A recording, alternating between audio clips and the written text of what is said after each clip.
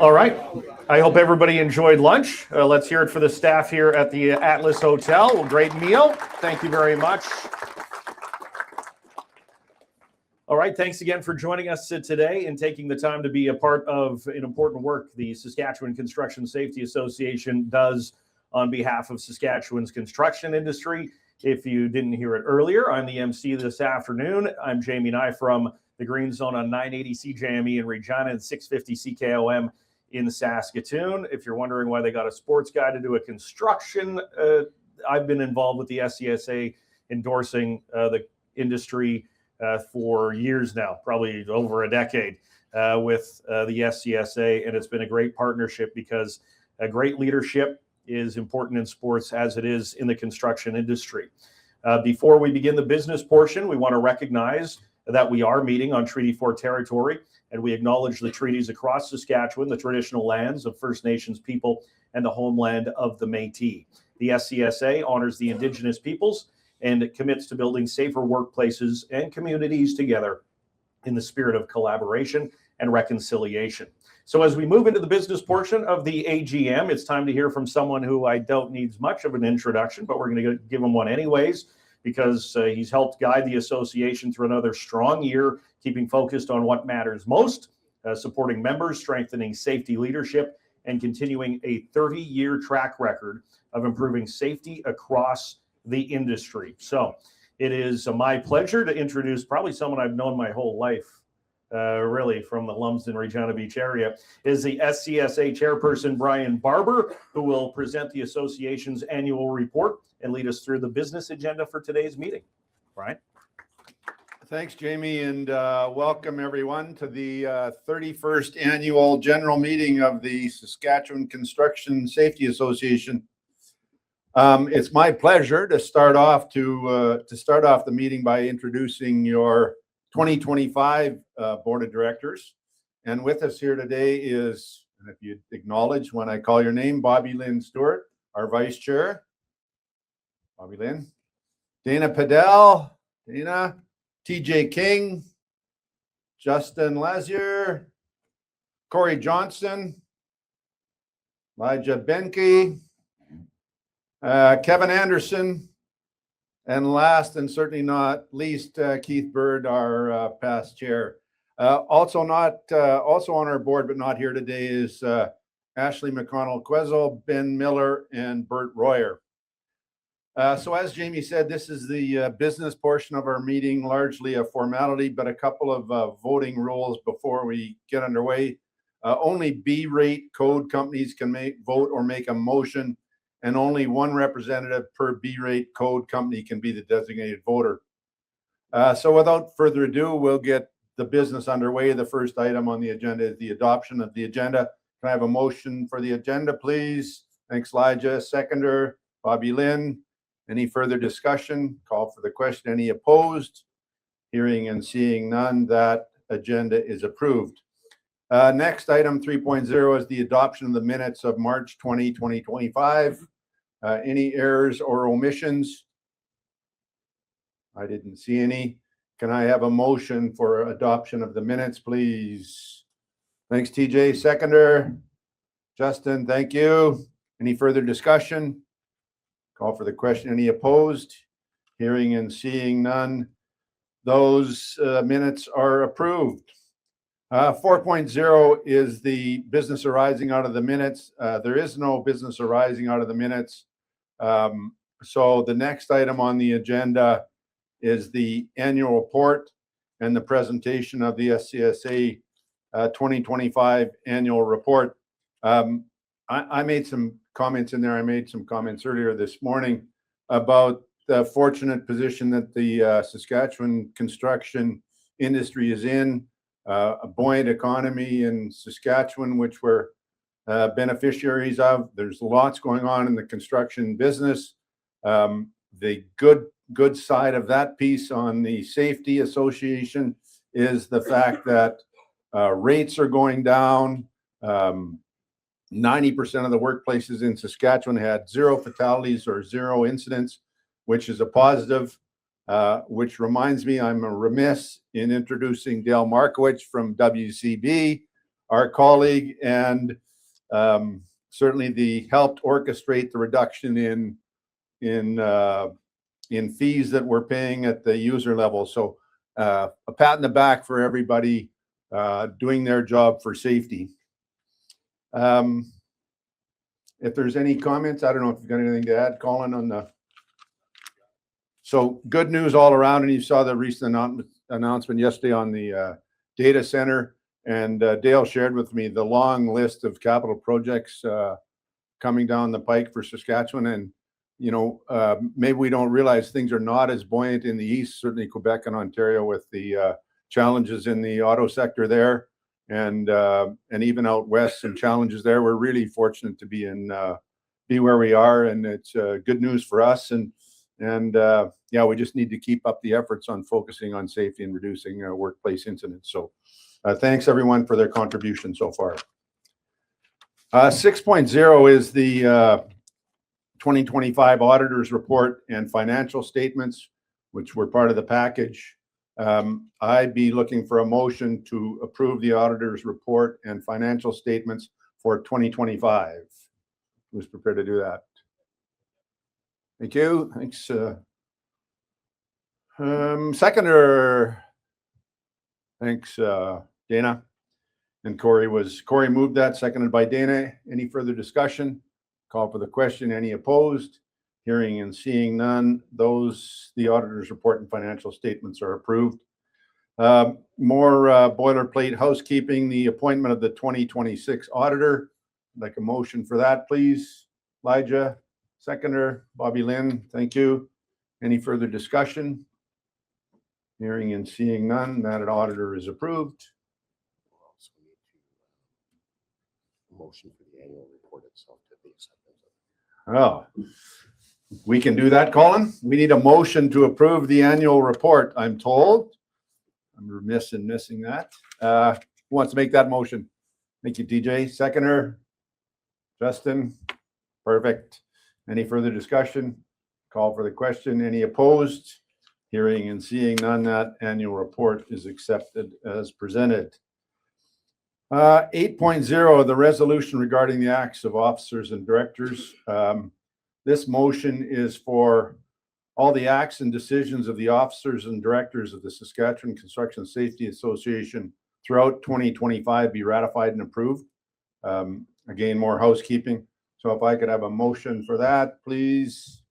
Elijah, Bobby Lynn, you're the handiest. Thank you. Any further discussion? Call for the question. Any opposed? Hearing and seeing none, that is approved. Which brings us to the appointment of your 2026 Board of Directors. And the motion, in addition to the people that I identified earlier, we need a motion to reappoint Justin Lasnier, who is here today. And we've got two new directors, Aaron Patterson and Chrissy Mishner, both of who are here today. Welcome, welcome. I'd like a motion to approve those new appointees, please. Thanks, Corey. Seconder, Keith. Oh, sorry, Kevin, I didn't catch you there. Any opposed? Hearing and seeing none, those appointments are approved.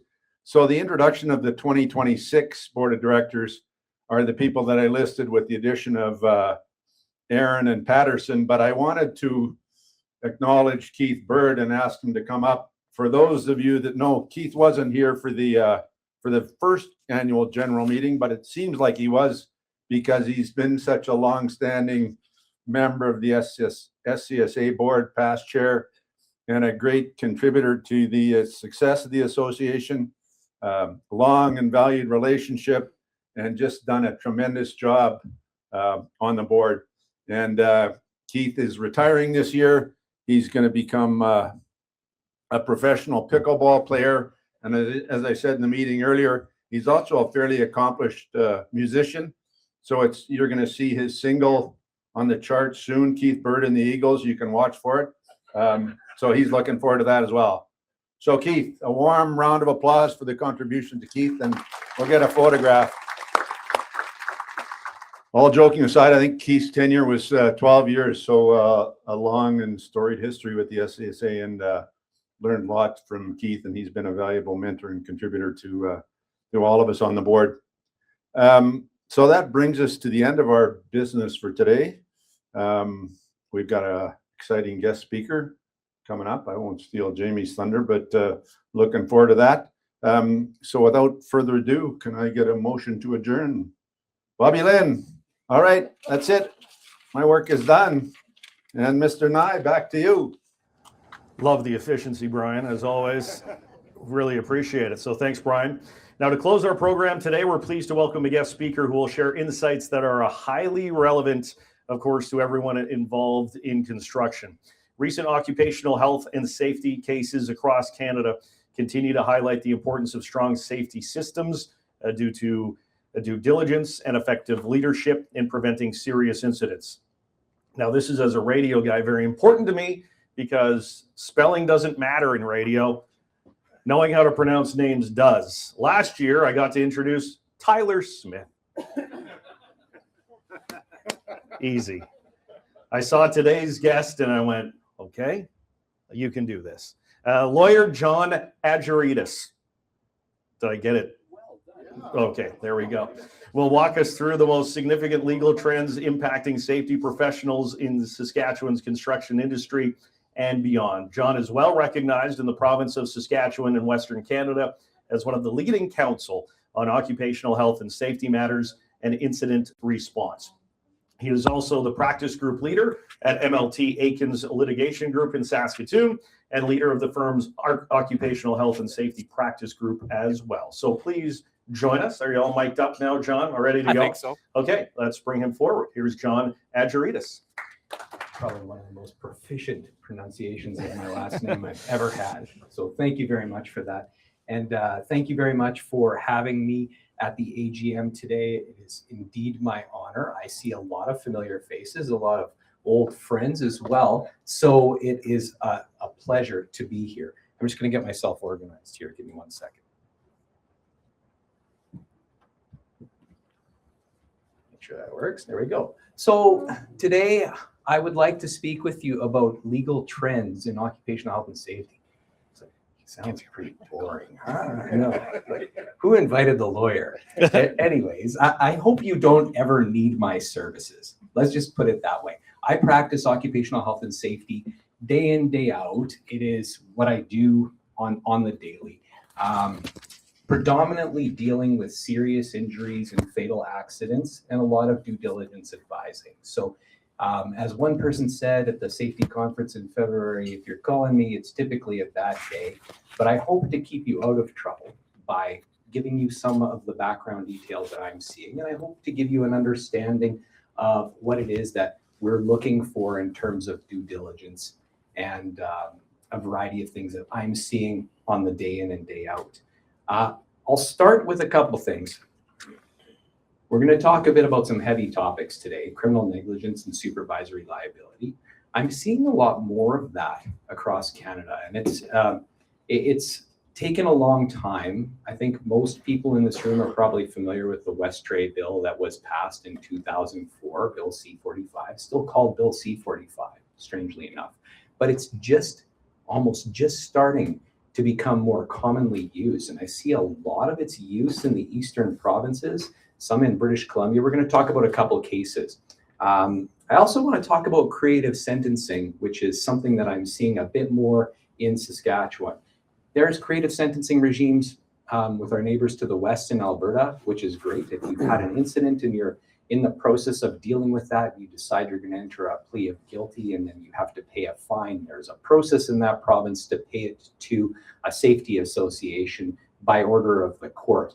Here, we don't really have that luxury, but there are different types of techniques that we're starting to use with the discretion of the Crown Prosecutor. So I'll talk a bit about those things. I'm also seeing some of the increased penalties for repeat offenders. And so I will talk a bit about that and how that might impact you. So some organizations have been before the justice system more than once. So these are all things to really watch out for and things to think about. And we'll talk about a couple of notable Saskatchewan decisions. I have no problems if any of you want to ask me questions along the way. I find it makes for a more entertaining presentation. There will be an opportunity for you to ask questions at the end as well. But If you want to put up your hand, I'll try and catch you. So let's talk about this. Does everyone remember the Children's Hospital case that took place a few years back? There was convictions of the entity called Banff Constructors and an acquittal of the supplier of certain cart materials called Pelosio. What had happened in that case was a situation that the hospital was being constructed in Saskatoon, and Banff Constructors, who was an entity, I think, that was contracted to Graham Construction as a prime contractor in that context, had acquired certain carts that were being used for the purposes of erecting certain concrete structures in the hospital itself. They had acquired these carts from a different organization and a different work site, and while they were working on the carts at the actual work site, it's usually a two-person type of job, but in this context, one person was using it, and someone had pulled the two pins that were on the bottom of the cart. And as they were moving along, there was another individual named Eric Nedumishai who was beside the cart, and the cart was structured in a certain way after the pins were pulled, and it collapsed, unfortunately fatally injuring him. So the Crown decided to charge the two entities that were involved, both the supplier, Pelosio, the supplier of the structure, the cart, as well as Banff Constructors, who was the employer of the injured worker in this situation. The worker, like I said, was part of the cleanup crew, and they were initially convicted. Banff Constructors had called expert evidence to deal with the structure of the cart, indicating that its manufacturer had designed it negligently and that there were inherent defects in the actual structure of the cart. The judge didn't buy it at the trial, and so Banff had to end up proceeding forward and appealing the decision. They ended up getting a very significant fine and penalty for that particular fatal accident, so they decided they were going to appeal. Banff was simply saying, like, we acquired the cart, we had received some instructions, we had organized it at the work site, and we didn't know it had these inherent problems with it. So when they were convicted, they appealed, and it was a pretty significant fine. So Banff was convicted of failing to handle, sort, transport equipment in a particular manner that would have protected the workers' health and safety. They also were alleged to have failed to provide information, training, instruction, and supervision that was necessary to protect a worker. These are common charges that we see in Saskatchewan. The refrain of failing to provide information, training, instruction, and supervision is something that I see in virtually every charge that comes before me that I'm asked to represent a client on. And those are very broad concepts. Information, what would that be? That'd be simply enough information for someone to properly assemble the cart. Training, how much training is required to actually assemble that cart? What kind of training is required? Does it have to come from the actual supplier of the equipment, or could Banff structure that itself? Supervision is another piece, but there are varying interpretations. I think its interpretation is subject to some debate at this point in time, and it continues. But as one judge framed it, there's really two buckets: information, instruction, and training. So informational components, and then supervision. So I see that as being what you need to deal with if you're charged with this situation. Well, Banff said that it had enough information to deal with this, and the judge didn't really appreciate the evidence that was before them. So when they appealed on the basis of the table cart's design. They appealed on the basis that the arrival of the cart and the information they received was sufficient, and that the crew took sufficient safe work procedures to assemble it. There had been a previous use of this particular equipment at the Grand Prairie Hospital construction site that was organized by Graham. So Graham enters into a contract with Pelosio to acquire these particular carts. It wasn't Banff that entered into that contract. Graham then supplies the same carts to Banff at a different work site, unbeknownst to Pelosio. We'll talk about Pelosio in a second. But basically, the court said, with the cart, the court's comments on the trial judge's findings and Banff's arguments were that the table cart didn't have an inherent design flaw. So that wasn't supported on the evidence. The information accompanying the cart was glaringly scarce. They arrived unassembled with missing pins in a 3-page technical newsletter. and workers had to figure out the assembly operations themselves. That's not a position you want to put your workers in when you're dealing with significant structures that could collapse on them. So the trial judge found the lack of information was obvious and material.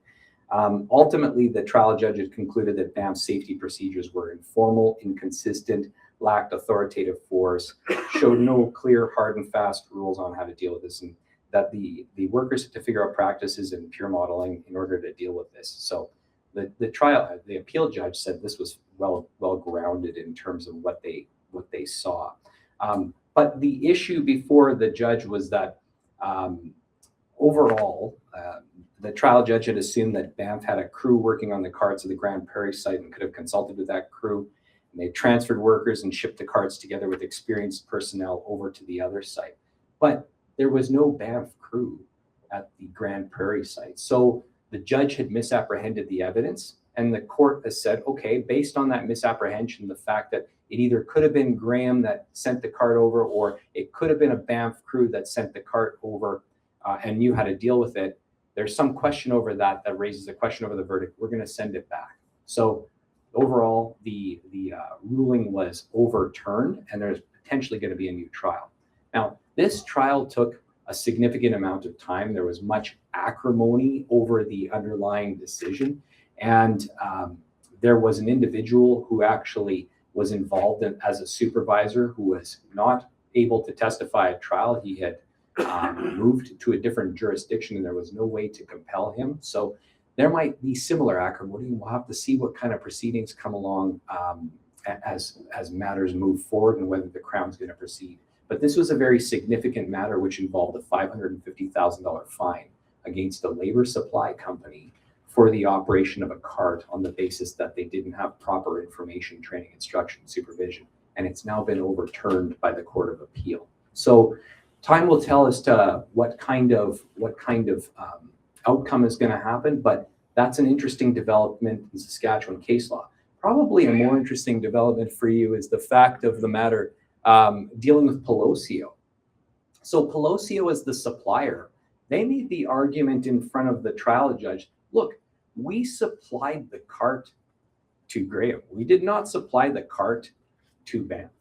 And that should acquit us right there. We should only be liable as a supplier for the supply of equipment that goes to one person. And if that person doesn't tell us that they're actually going to supply the equipment that we supply to them to another party, then why would we bother? Why would we be convicted on that basis? We didn't even know. Makes it very difficult for a supplier to actually exercise due diligence in that context. And I can understand that argument very well. But and for all that's said and done at the trial decision, the trial judge said that's correct. In the context of this, Pelosio wasn't a supplier because they had supplied the cart to Graham, who then supplied the cart to BAMF, and that was it. So there's no reasonable, practical way for that party to actually exercise diligence.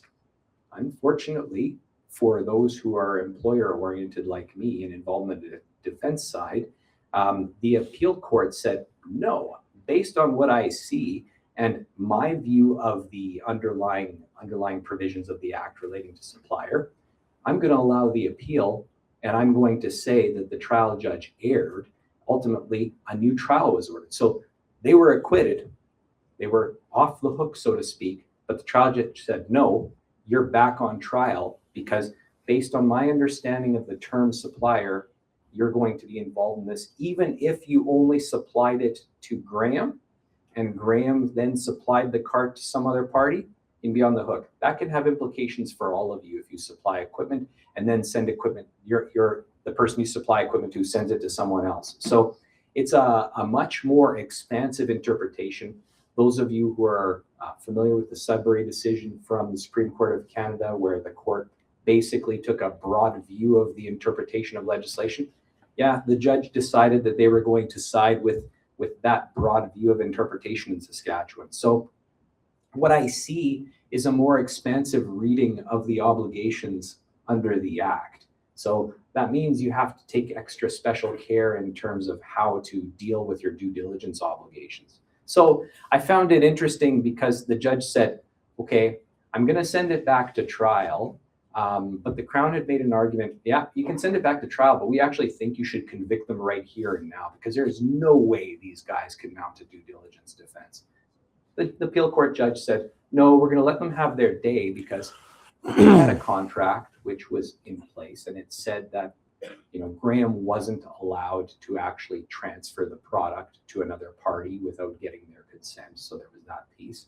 They had a pre-use meeting at the other site, which indicated how to assemble the cart. So there was some information that was provided, and there was some training. So there'll be semblances of arguments that can be made. It just gets a lot harder, because once you're in the system, you're found to be a supplier. The onus then shifts to the other party to demonstrate that they exercised all reasonable care. That's how these regulatory offenses work. What I took from Pelosio and what I take from the Supreme Court of Canada's decision is that it's going to be much easier for the Crown prosecutor, if you've been charged with an offense, to find that you've actually committed an infraction under the Act, and turn it on to you to show that you've exercised due diligence. That's what the Supreme Court is really saying. It's going to be easier for us to find a way for you to be beholden to the duties under the Act, and we're going to turn the onus on you to find due diligence. So that's something to consider in the context of what's happening in Saskatchewan case law. It remains to be determined whether there are going to be additional trials that result from this. Like I said, the Crown spent 11 days trying to prove this. There was a fatally injured worker, and I know that this individual was a very popular figure in Saskatoon. The family was quite vocal. So we'll see whether the Crown invests the resources in prosecuting these two particular parties. But ultimately, you know, these are the takeaways that I can see. Due diligence still depends on what you can realistically control, but I think that the onus is going to be switching to the employer and those parties that are involved in this situation to actually demonstrate that more readily. So that's some of the most recent updates that I can see. Yeah, I see a question.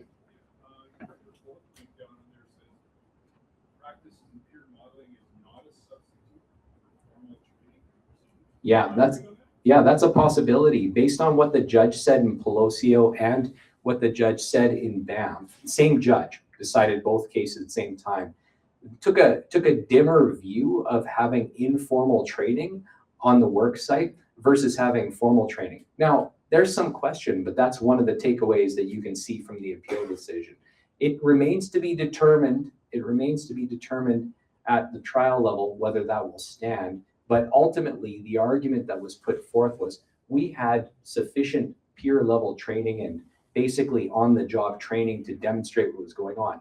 What happened was the workers had fashioned a way to erect this cart themselves. They had a 3-page technical bulletin that showed them how to do it, but they attached extensions to the thing on their own, and they developed a way to erect it based on their own observations and understanding of how the thing worked. They didn't really get information from the manufacturer or the supplier of the cart on how to assemble it.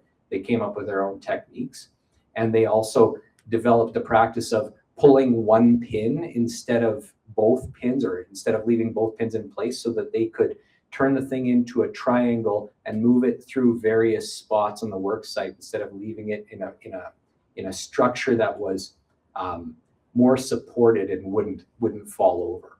So that's what I think the court is getting at. Now, do I think that you can still have on-the-job training and have peer orientation to understand how to deal with certain pieces of equipment? Yeah, I think that's going to be the case. But these cases make it a bit harder to deal with that. Hopefully that answers your question. Yeah, sorry. Because when you look at all of our tradespeople that we work with, a lot of their training is peer to peer. On the job. And yeah, because you go through the apprenticeship program, you're 4 or 5 years of training, yeah, you're roughly 9,000 hours. How does that all play into that? Because that would change the concept of everything in the entire model for every service provider of that training. Yeah, I'm not suggesting you change your entire practice, but there'll be questions over your diligence approaches in demonstrating that peer-to-peer training is actually happening. So what are you doing to document it? And how much effort are you expending in terms of formalizing that system? The more formal the program and the more rigorous it is, the better you're going to be in terms of defending the underlying structure you have in terms of training. No one's saying that you can't have a less formal system or that you can't have a mentorship program where most of the information you're conveying is on the job training, but that should be part of a regular policy that you've established to indicate this is how the training is going to work. And then you have an indication of how many hours an individual has spent with someone. I know, easy for the lawyer to say when he's not on the job site, right? No, no.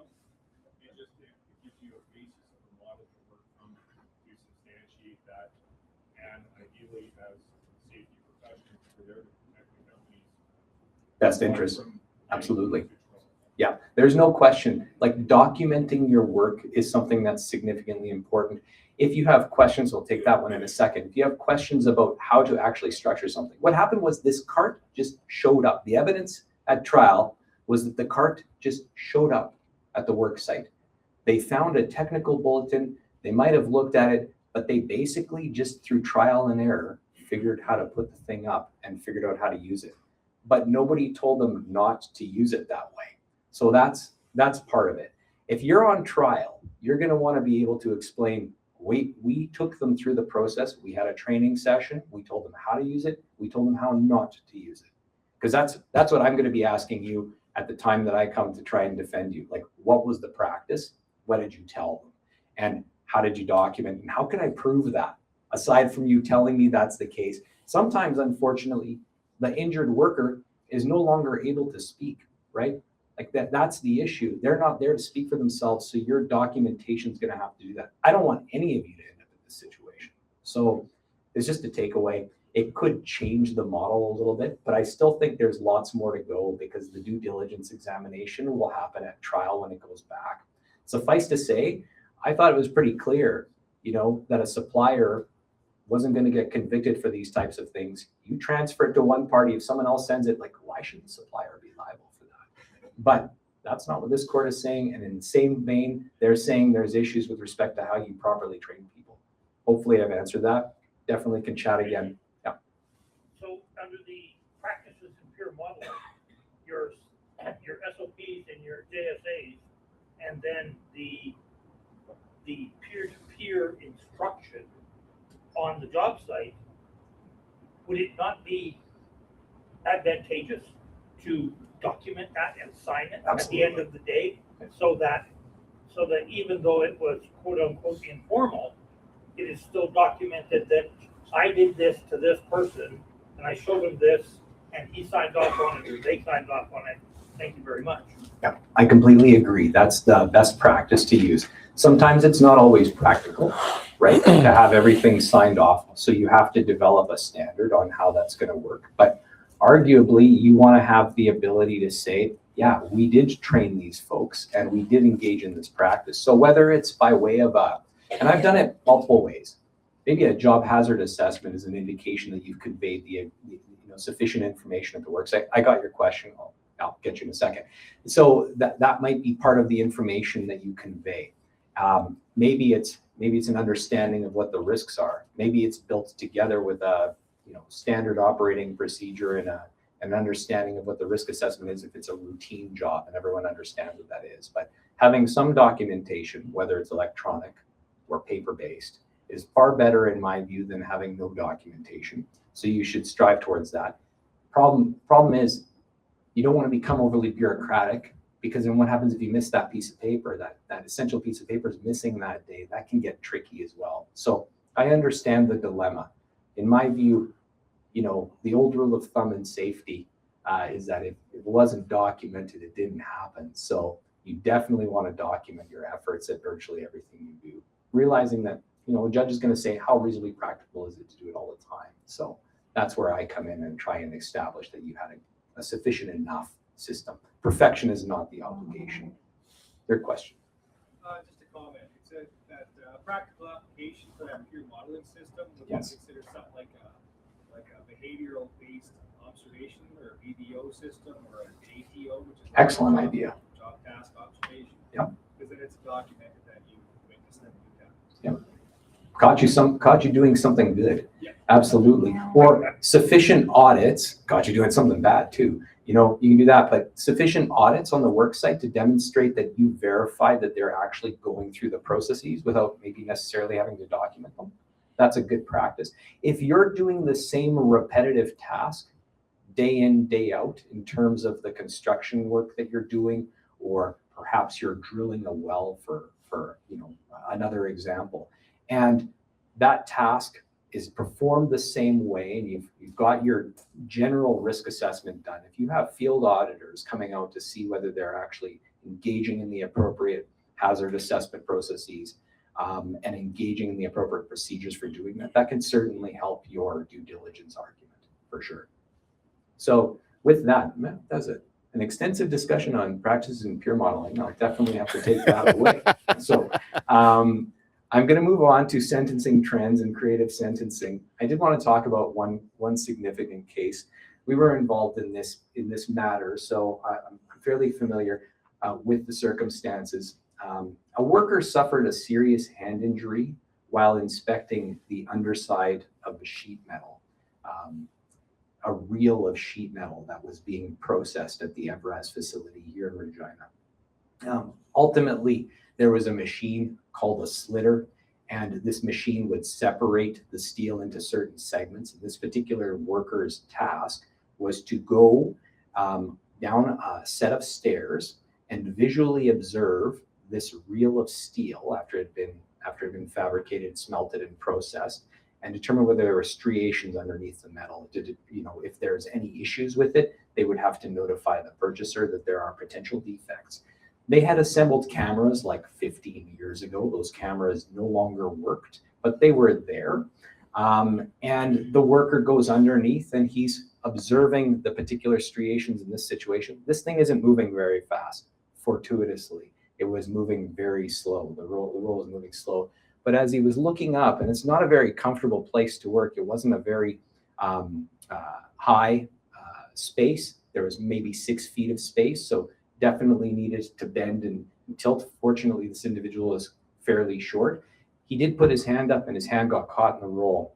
And then there was an emergency stop that was right adjacent to it. So he reacted quickly, and ultimately they then had to remove him from the roll, and it took a significant amount of effort to do that. But he very badly injured his hand. It could have been worse. He did not lose his hand. He did not lose any digits. He's back to work, which was very, very good. But we had a little issue here because Evraz had 7 prior convictions for occupational health and safety offenses from dating back to 2012. And this was certainly something the Crown prosecutor was going to take into consideration. So I wasn't counsel for Evraz in the first 7. I was on this 8th conviction. So you get to court and you're dealing with a situation here where you've got a potential for a very significant penalty.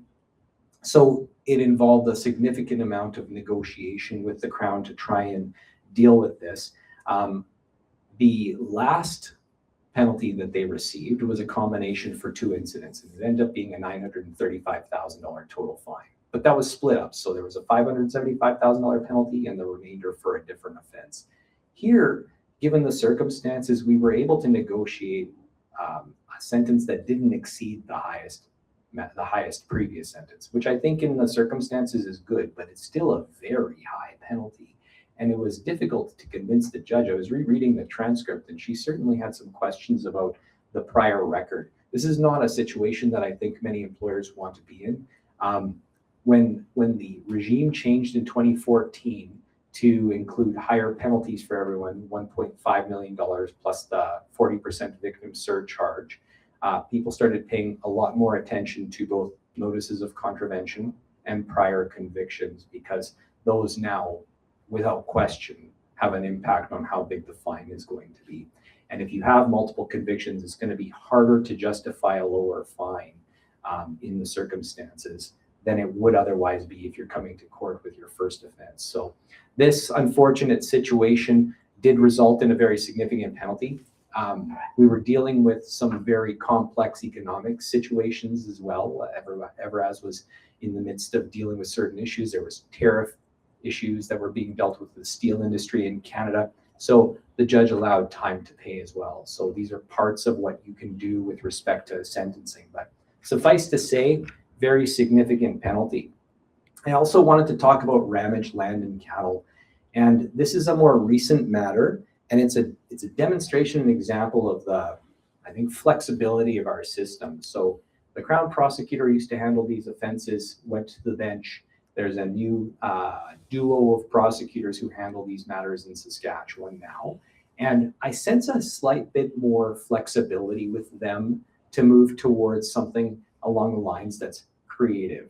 And this is a situation where that took place. So very small organization when it comes down to size. There was, 4 owners, but they had 500 head of cattle. So fairly significant size ranching operation at the same time. But they were engaged in their summer work, and it was a ranching operation. And they, the employee that was involved was on horseback, came across a calf with pneumonia.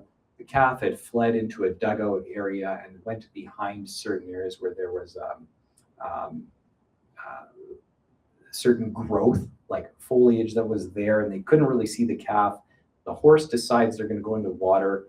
The horse slips and ultimately falls over, taking the individual with the horse.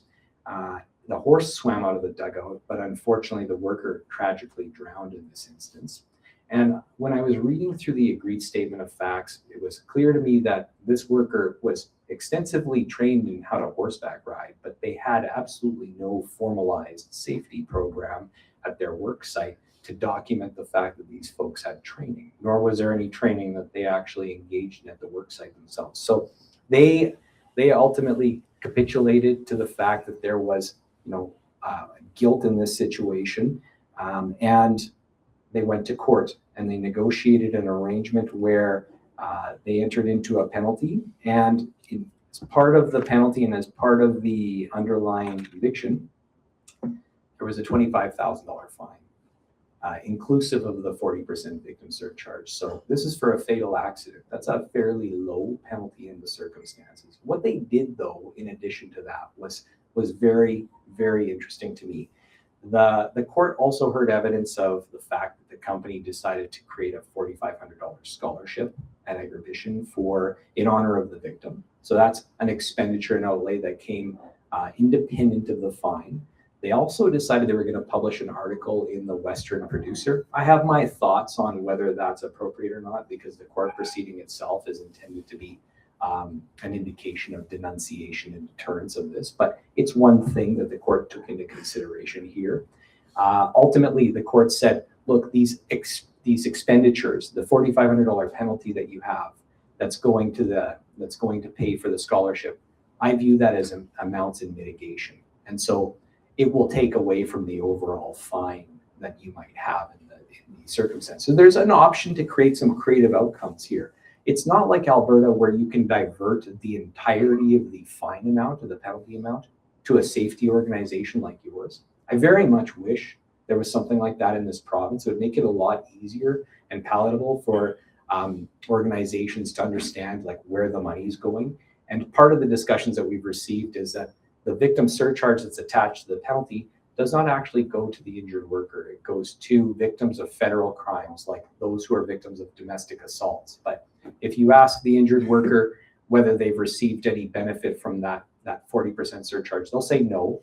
And the courts will also say, well, they've received coverage from workers' compensation. So there is that regime in place, but it may not be perfect. It's our regime. We try and work with it. I can tell you that the discretionary components of it, I think, are very nice to see, and I think you're going to see more of them. We've had that experience in the past. This isn't the first case where this has happened, but it is something that happens sparsely. So there's opportunity. That's one of the trends that I'm seeing, though, because of the change in prosecutors, which I think is helpful. With that, I do want to talk about a couple of heavier cases, criminal negligence and supervisory liability. I've talked about the distinction before. You've got yourself true crimes where they involve crimes of intent, as well as the ones that we deal with more regularly, which are strict liability offenses. And that's what you see in the occupational health and safety legislation, the Saskatchewan Employment Act. But when you're dealing with true crimes, you're dealing with the Criminal Code of Canada. The distinction there is more often than not, those will involve your liberty. And if you're a supervisor and you've been charged with criminal negligence, you could potentially go to jail, which is a very significant outcome. There's still options for going to jail under the Saskatchewan Employment Act, but I don't think I've ever seen that exercised in this province. So you're more likely to be convicted and go to jail if you're charged under the criminal code. So just a bit of an explanation of what criminal negligence is, and that's here. Basically, it involves a failure to do what you're obligated to do in a way that demonstrates wanton or reckless disregard. And to establish this, you have to establish a breach of duty. It doesn't necessarily need to be under the criminal code, though there is a duty that's there. The breach of duty can come from the occupational health and safety legislation. It means more than just carelessness or just simple negligence. It requires something more egregious, like a marked departure from the standard of care of a reasonable person. So we're thinking of the reasonable supervisor, the reasonable owner, the reasonable hedge trimmer, as we'll hear about in a second. That is what is required to be proved. So part of the change in regime from Bill C-45 and the Western mining disaster was that they needed to create a special duty under the criminal code, which would provide for an easier way to capture some of the failures that might exist on work sites. And we see here 217.1, which works in tandem with the criminal negligence provisions. So it creates a legal duty. Everyone who undertakes or has the authority to direct how another person does work, performs a task, is under a legal duty to take reasonable steps to prevent bodily harm to that person. I mean, anything bodily harm can mean any kind of injury, any kind of fatal accident. So this is a special duty that's been created. And when you think about the context here, authority to direct the work of another, that's fairly broad authority. So it can apply to anyone who's in a supervisory capacity, even if you don't have the term supervisor in your title. That's something to consider. In addition to that, back in 2004 in the criminal code, they also made it easier to bring into the fold senior officers and representatives of the company. And so those who are in policy-making decisions, those who are in safety-oriented roles, need to pay attention to these kinds of provisions because you can be folded into this. And they can establish liability on the part of the organization. So the first case I think I'll talk about is Cote and Sons. This was a British Columbia case, relatively recent. The court released its decision on October 11th, relating to this matter relatively recently, December 11th, 2025. Believe it, the matter happened on October 11th, 2012, and they just went to court. That's the distinction. There's no limitation period for criminal negligence matters, which is a concern, right? You usually have a 2-year period from the date an incident happens before the limitation period closes with regulatory offenses. But with criminal code, it can take much longer and they can prosecute you later on in time. So that's something to consider. It happened, the case addressed the criminal liability of the foreman David Green and the company J. Cote and Son Excavating, who is a prime contractor and employer. And the project was on a residential laneway. They were dealing with a sewer separation project. And the laneway existed on a sloping hillside. They were changing sewer and sanitation pipes, and they were being replaced. So they had to trench, remove, and replace. And there was a retaining wall that was adjacent to this trench and effectively was sitting there. It was just a simple gravity retaining wall. It wasn't reinforced, sloped, or anchored to the hillside. And while they were dealing with this, the wall fell and collapsed and the trench collapsed. So there was a deceased worker. He was 28 years old. His name was Jeff Caron, and an injured worker named Thomas Ricker. He suffered serious injuries and developed PTSD. And the court found the trench was about 8 feet deep. WorkSafe BC investigated the incident. They released a report. Ultimately, the report concluded the excavation had removed the soil support in front of the retaining wall, which allowed the wall to rotate and collapse in the trench. I'm thinking, wasn't there an engineer involved in this? What happened? There was. I'll tell you about that in a second, but primary responsibility falls to the contractor here. There was failures in hazard identification and control, training, supervision, hazard assessment. The file was transferred to Burnaby RCMP for further investigation. The investigation moved very slowly, as you know. The court, after a 48-day trial, rendered a 93-page decision, a fairly thoughtful decision. I suspect it may get appealed, but ultimately finding the company guilty of criminal negligence and the supervisor not guilty in the circumstances. The foreman was acquitted on the basis of the fact that the court found that he made mistakes, but his role was narrower than that of other senior company officers. He relied on their advice, their experience in interpreting certain geotechnical information they received, notwithstanding shortcomings in his training. But the company was convicted on both counts, criminal negligence causing death and bodily harm. And the court basically looked at a variety of factors that established this negligence. So what had happened was an engineer had come and done a review of the trench, because that's required in British Columbia. A little bit of a departure from Saskatchewan, that's not required here. But the engineer had signed off and indicated that you could work within a specific footage from the trench line or from the actual retaining wall. But there wasn't sufficient information in that to indicate whether that applied all along the entire area that he reviewed or not. But the company just simply took the information, relied on it. The language was a bit ambiguous, there is no doubt. The court understood that as being an unreasonable interpretation of this certificate. They didn't ask for clarification. There was obvious dangers in the trench that were ignored. Workers were vulnerable because they were in crouched positions in a very deep trench at 8 feet. The foreseeability of the collapse of the trench was there. They had trenching equipment, like shoring equipment that was with them, but it was unassembled at the time, and none of the trench area was shored up in any way. There was no safety meetings. They had a safety program, or at least a procedure manual, that was from 1997, had never been updated. They did not do job hazard assessments whatsoever. So the supervisor testified to the fact that they had morning chit chats about what they did, but that certainly wasn't sufficient. So no meaningful safety program, failure to identify the hazards. These are basic things that can lead to very significant consequences for organizations. So I think that when the court looked at this, they looked at the totality of evidence and indicated that the company demonstrated a reckless disregard for worker safety. A reasonable company would have used shoring. They would have sought clarification from the engineer on exactly what the scope was and where they could actually, do their work and implemented their proper safety programs. So there's a pretty key quotation that I think comes from the court, and I think I should read it to you. But in addressing the company's defense that they believed the excavating section of the laneway was safe and relied on the experience of their senior staff, the court stated that Jay Cote's argument is analogous to a driver misinterpreting a Canadian highway speed sign as being 100 miles per hour when it actually refers to kilometers per hour. It is not an adequate response to a high-speed collision that the driver had long interpreted the signage in this manner and had sped swiftly along without incident or being pulled over by the police. We've always done it this way does not by itself establish that reasonable steps are in place to prevent bodily harm in high-risk workplaces, even if such procedures have not yet resulted in harm to workers.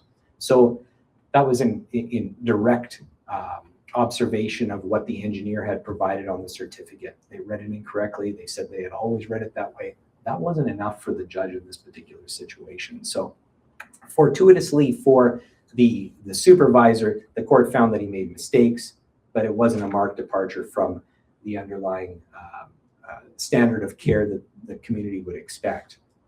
Why is the case important? Well, obviously, the liberty of the supervisor was at stake. Fortuitously, he was acquitted. But now the Crown's seeking $1 million fine and also a significant request to cover funeral expenses and hospital expenses. And defense counsel has asked for $345,000 plus costs to the family. So the sentence is going to come out in April. We'll find out what the court decides. That would certainly be one of the highest penalties rendered for criminal negligence in Canada to date. We don't remember Metron Construction, $750,000 penalty, and other cases where there's been insolvent entities that have received significant fines, but this was a going concern. And so $1 million is a lot of money, and can certainly bankrupt an organization. So that is a case. It's noteworthy. It's recent. We blogged about it. You might read our update blog when we may hear about what the penalty is going to be. But I'm expecting a fairly significant fine given the language of the judge. Next case I want to talk about is Dean's. So it's an Ontario case. Notice I haven't talked about any Saskatchewan cases. There's, I think, one criminal negligence case working its way through the system in this particular province. Crown doesn't typically charge criminal negligence here, so I'm hopeful that that remains to be a practice for prosecution that remains in place. The interests of all of you as employers are best served being dealt with under the occupational health and safety legislation. I would hate to see anyone have to go to jail for any of the actions they take, but it certainly does present itself as a possibility, and we see it happening in other provinces. So that's why I'm talking about it as a trend today. Here, this is an interesting case. There was an acquittal, and while I was reading the decision, I just felt like the judge was really, really working to try and find a basis to acquit Mr. Stephen Dean. So his 20-year-old employee was fatally injured after a hedge trimmer made contact with a 16,000-volt power line. The supervisor was charged with criminal negligence causing death. He was found, like I said, not guilty. The charges were brought against the company, their director, under the OHS legislation as well. They were cutting on top of a hedge when the trimmer contacted the 16,000-volt power line. The tool caught fire, he fell, and the supervisor was there at the time. There was some underlying situations that took place which demonstrated that they may have had some knowledge. They had been at this house, I think 7 times previously, dating back to 2016, and the incident happened. They had performed some assessments of potential hazards at the work site, but not always with the same people. So the documentation that existed was reviewed. They went all the way back. There was some indication that there were these lines in the hedges that had been identified on previous occasions, but weren't identified on this occasion. So we hear about that as part of the evidence. We also hear about the fact that they were there to trim 2 different hedges on 2 different sides of the house. And the main thing they were going to do was trim the hedge on the left side of the house. The hedge on the right side of the house was something they were going to handle. That's where the power lines were eventually. And ultimately, they started working over there after they had finished the hedge on the left side of the house. They talked to the owner of the home to deal with the issues. The owner of the home said, yep, focus on the one closest to the pathway on the left side. And they had some visual observation of what was going on with the hedge. No one got on a ladder. No one got on a roof to observe the underlying circumstance before they got into the work. And unbeknownst to them, there was what might have been cable lines going through the hedge. And then there were also other probably telecommunication lines that were above the hedge. And then above that, there were power lines. So that's what they were dealing with, but no one had taken steps to observe the hazard. Ultimately, the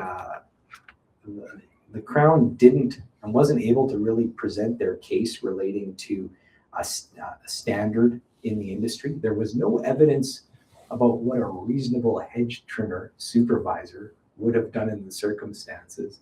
And so the court said, I don't have any evidence to understand exactly what should have been the case in this scenario before. Some had testified that perhaps someone should have gone on the ladder and measured the distance. Some had said that wasn't necessary. The evidence from the homeowner was a bit equivocal in the circumstances. And ultimately, there was some photographs taken, but no one could really observe whether there was power lines in the area. So overall, the court took steps to try and determine whether there was any evidence, but found that the Crown had not established guilt beyond a reasonable doubt in this circumstance. And I see that there's some issues there in the way that the Crown presented the case and not having a reasonable supervisor or hedge trimmer type argument in place. Perhaps they could have called extraneous evidence to demonstrate what that was. But at the end of the day, fortuitously for Mr. Deans, he was acquitted of this. And the case is under appeal, so we will see what exactly happens once that matter goes forward. But there was no evidence of a marked and substantial departure of what a supervisor should have done in this circumstances. I find it surprising though, because one of the people that testified said, look, if I had seen an individual working that close to any of the wires, I would have thought there was a red flag. And I would have thought that that individual was dangerously close. The court considered this evidence, but said there's no indication that the worker who was working and actually struck the 16,000 volt line knew that that was a power line or even understood that it was there in the first place. So there was very sparse evidence on that. Similar to other cases that we've seen in this province that have not resulted in criminal negligence charges, but with our power corporation. One recently in Prince Albert where an individual was left unsupervised and ultimately took a metal tape measure and elevated it while they were erecting scaffolding in an area that was completely energized, and ultimately an arc flash existed and the individual suffered burns to 60% of his body. So they charged criminal negligence in Ontario for something similar. They didn't do that here in Saskatchewan, but similar facts. There was a $700,000 fine in that case to the organization, and unfortunately the injured worker, he's still alive, but still in significant pain from what I understand. He provided some comments to the media about his dissatisfaction of the victim fine surcharge and the fact that he wasn't entitled to benefit from it. But at the end of the day, I say that there's cases involving matters under the criminal code which could result in your incarceration in other provinces with similar facts, so be careful. Last case I'll talk about is Technicore. That's a very recent case where there was a joint submission in Ontario. These are basic things that one would think would be available in the context of confined space work. No communication process, and the worker hadn't received proper rescue training. There was no field level hazard assessment that had been conducted prior to the work. So the company acknowledged the failures and ultimately took responsibility. So what was the penalty? A $225,000 fine under the criminal code. There's no limit as well under the criminal code. The fine can be anything, and it's subject to the judge's discretion. It's got to be reasonable, of course, but there's no limit. There was a $200,000 restitution payment made to the victim's wife, and then also a federal victim surcharge as well. The senior officer was convicted under occupational health and safety legislation and suffered a $50,000 fine himself, plus the surcharge there. So ultimately, the organization post-incident took a number of steps to rehabilitate itself, change its safety program. You don't want to find yourself in that situation, having to play defense after the fact and dealing with the catalyst that caused significant harm, requiring you to create a safety program. You probably have that in place going forward. So they hired a full-time safety manager. They started doing daily safety inspections. They adopted international safety standards. These are all things that court would expect to have diligence in before an incident happens. So there is a broad survey of occupational health and safety law as I see it over the past number of months. So we see trends in criminal negligence, we see some creative sentencing, we see some decisions being appealed in the province here, and some fluidity in what the law is relating to on-site training, as we talked about. I'm happy to take any questions you might have. I can stick around for a bit as well if you want to ask me privately. And I want to thank you very, very much for listening to me patiently today. Thank you.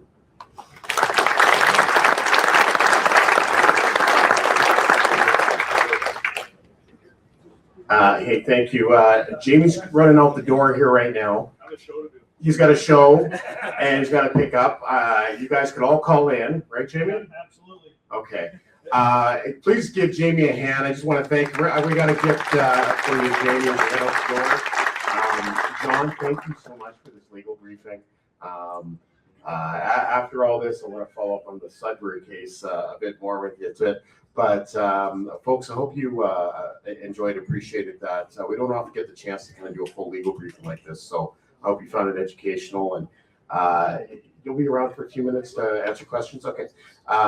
So if you've got any questions of John or his firm, certainly please follow up with that. And other than that, thank you. Have a great Regina Day, and enjoy St. Pat's. Make sure if you're going to enjoy it that you've got a way to get home safely. Okay. Thank you very much. Have a great day.